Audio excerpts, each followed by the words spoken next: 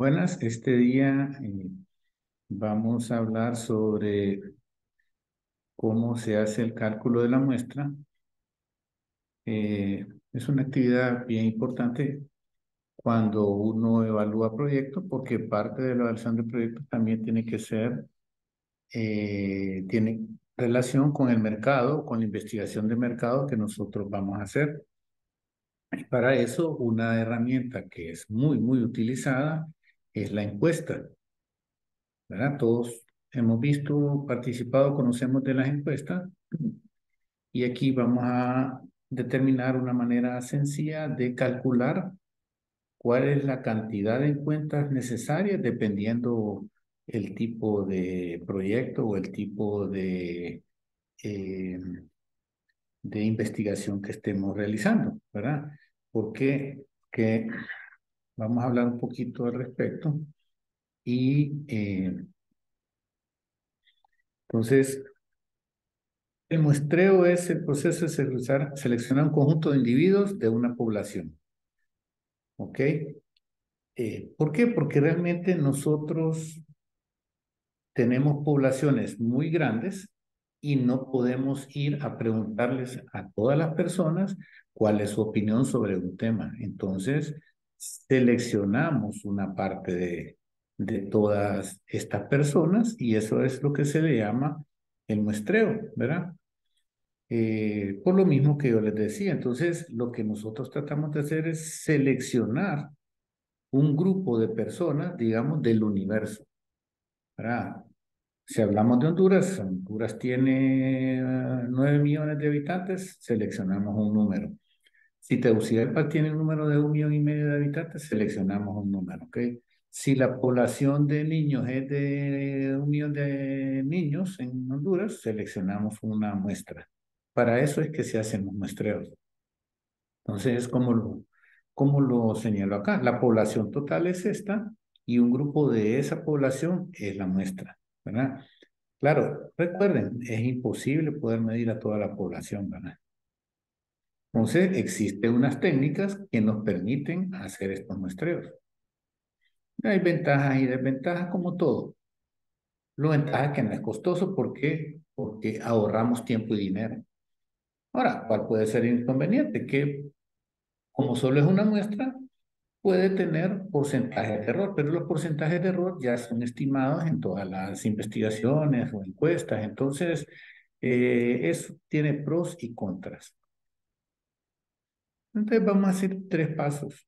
Vamos a definir cuál es el universo, identificar el marco muestral, o sea, de dónde vamos a hacer la muestra o de dónde la vamos a sacar, y después vamos a calcularla. Entonces, el universo lo definimos. Entonces, cada uno va a ver su proyecto a qué está orientado. Por ejemplo, imaginemos un ejemplo de un taller de mecánica. Obviamente, el universo va a ser, y nos vamos a ir Tegucigalpa, ¿verdad? Entonces vamos a ir a buscar cuántos vehículos hay en toda Tegucigalpa y ese va a ser todo nuestro universo, ¿ok? Bueno, hay lugares donde en censos y estadísticas, en tránsito, se encuentran los datos. Entonces, ese es mi universo. Imaginémonos que queremos hacer un estudio en la Universidad Autónoma. Aproximadamente son 80,000 estudiantes. Si queremos hacerlo en amas de casa, hay en el INE, en el Instituto Nacional de Estadísticas, hay información sobre los hogares hondureños, cuántas amas de casa hay, cuántos adultos mayores, cuántos niños, etcétera. Entonces, ese es el universo. Tenemos que seleccionar el universo. ¿Verdad? Como este ejemplo acá. La población del Distrito Central, la de San Pedro Sula. Ahora, pero solo queremos la urbana. La urbana solo son 941 personas. Ah, pero queremos la de 20 a 49 años, solo son 370,000. Ah, pero la población no pobre, ¿ok?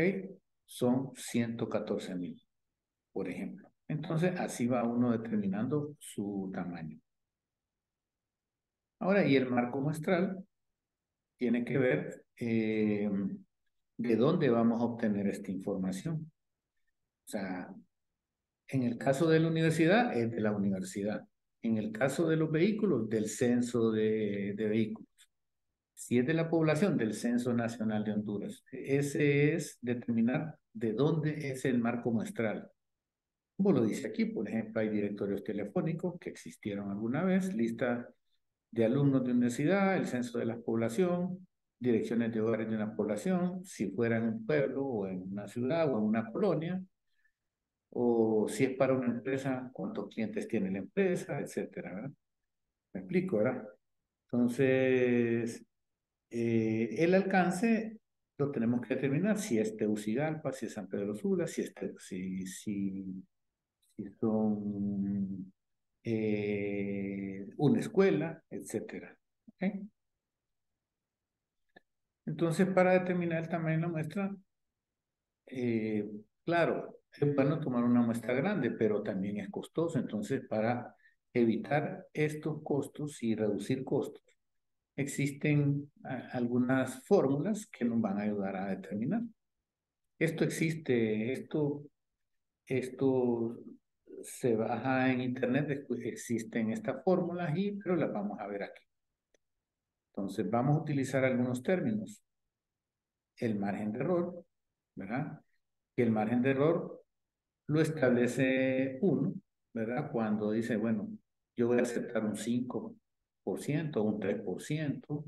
¿Cuál es el margen de error? Normalmente habla entre el 5 y el 3% es lo que se acepta. Le digo normalmente, ¿verdad? Pero pueden haber casos especiales. El nivel de confianza, normalmente existen unas tablas donde ya los niveles de confianza existen. Entonces, si es el 95% de confianza. Entonces, el más utilizado es el 95% de confianza. Y ya para eso existe un valor de Z que cuando el nivel de confianza es del 95%, perdón, el valor de Z ya está dado con una tabla que es 1.96. Si es 90 ya hay otro valor y así sucesivamente. Pero vamos a utilizar, para caso nuestro, un nivel de confianza en 95 y ya le doy el valor de la tabla que es 1.96. Y la heterogeneidad significa qué proporción eh, vamos a buscar que nos vamos a separar del nivel de confianza, ¿verdad? Se representa con letra P y dice lo habitual es usar al menos un 5% de margen de error o un 95% de confianza. ¿Ok? Eso es, normalmente la heterogeneidad es un 5% de margen de error, por eso el nivel de confianza es 95. Si fuera 93% de margen de error, debería ser un 97% de nivel de confianza. Pero, como les dije, vamos a utilizar para efectos de esta clase el 95%, o sea que la heterogeneidad o la P es igual a 5%. Entonces vamos a hacer un par de ejemplos, ¿verdad? Y estas son las dos fórmulas. Y las fórmulas, ¿cómo cambian? Dice, hay población infinita y hay población finita, ¿verdad?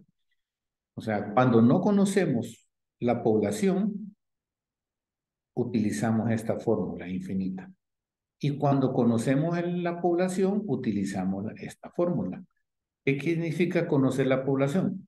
Regreso al ejemplo. Cuando yo les dije, vamos a hacer un estudio de los vehículos. Entonces, si en los vehículos ya sabemos que hay en Tegucigalpa 600,000 vehículos, entonces utilizamos esta fórmula. Pero, por ejemplo, si no supiéramos y queremos hacer una investigación general, utilizamos esta otra fórmula. Si vamos a utilizar, por ejemplo, vaya, en la Universidad Autónoma, entonces ya sabemos que N es 80,000 estudiantes, ¿ok? Entonces ya vamos a utilizar la población finita. Entonces, esa es la diferencia entre las dos fórmulas, pero al final con las dos funciona. Entonces vamos a hacer dos ejemplos. Dice, ¿a cuántas familias? Bueno, aquí está tan largo. ¿A cuántas familias tendríamos que estudiar para conocer la preferencia de mercado en cuanto a las marcas de champú para bebé si se desconoce la población total? Ya está diciendo que es infinita. Asumamos los siguientes datos. El nivel de confianza, como les dije, 95%, una precisión de error del 3% y la proporción esperada es del 5%, o sea, P es 5%. Entonces, sacamos los datos aparte y desarrollamos la fórmula. N es igual, recuerden que yo les dije que, permítanme, que Z con un nivel de 95 es 1.96. Por eso tenemos el 1.96 acá. Por la fórmula, por P, que es la proporción, y dijimos que era el 5%. Por 1 menos P. P es 5%, 1 menos P es el 95%. Dividido entre E al cuadrado. E al cuadrado es el error muestral que es permitido y en este caso es 3. Entonces, al desarrollar la fórmula nos dice que si no conocemos el número de personas del champú, etcétera, vamos a encuestar 203 personas. Vamos a hacer 203 personas. ¿Ok? Y vamos a hacer un ejemplo 2. Se quiere hacer una encuesta para una universidad con 40,000 estudiantes. Ya nos están dando el número de estudiantes. ¿Ok? Perdón. El margen de error para la investigación es del 3%. Ese es el error esperado.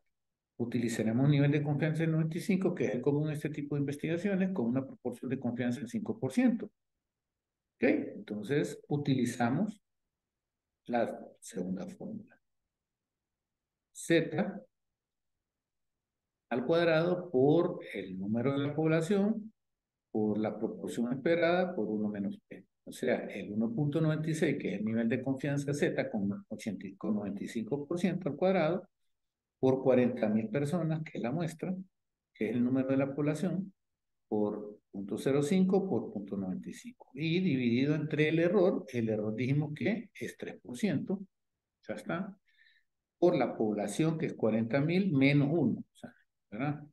Más el nivel de confianza, que es 1.96 al cuadrado, por 0.05 y por 0.95. Entonces, al final, nos da 202 muestras.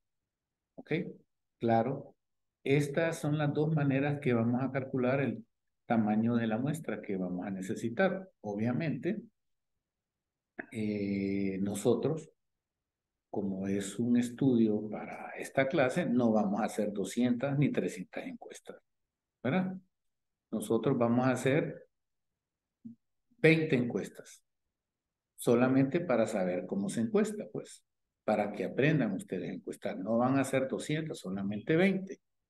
¿Ok? Entonces, claro, el resultado no va a ser el mismo porque se ocupan 200, pero yo solo quiero que aprendamos a hacer encuestas. Entonces, vamos a hacer un número de 20 encuestas cuando nos toque hacer encuestas, ¿verdad? Pero esta es la manera en que se calcula el número o el tamaño de la muestra. Quiero que revisen bien los ejercicios y yo les voy a mandar varios ejercicios para que practiquemos, porque esta es una fórmula y una actividad que es bien importante cuando hacemos investigaciones y cuando analizamos proyectos. Así que muchísimas gracias y les recuerdo practicar un poco estas fórmulas.